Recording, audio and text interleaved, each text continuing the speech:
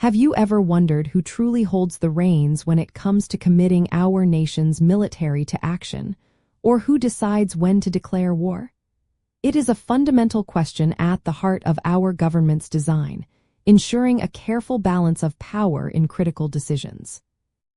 The core difference between presidential and congressional, where powers lies in their distinct constitutional roles. Simply put, the president commands the military, acting as commander-in-chief, while Congress is responsible for declaring and funding military operations. This division ensures that no single branch can unilaterally plunge the nation into conflict. This separation of powers was a deliberate choice by the framers of the Constitution. They intended for the president to respond swiftly to sudden attacks as the executive leader of the armed forces. However, they also wanted to prevent impulsive warfare by requiring the representative body, Congress, to formally declare war and allocate the financial resources necessary for any prolonged engagement. This design forces deliberation and broad consensus before significant military action. In practice, this dynamic interplay is often guided by legislation, like the War Powers Act of 1973.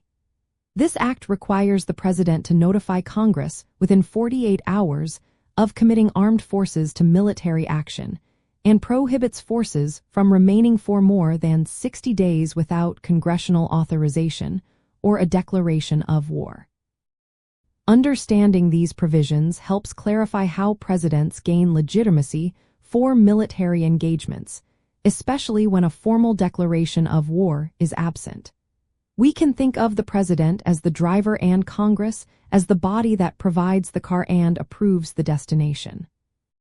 Beyond formal declarations, Congress can also authorize military force through an authorization for use of military force, or a UMF. An AUMF is a legislative act that gives the president specific authority to use military force in response to particular threats, even if a full declaration of war is not made.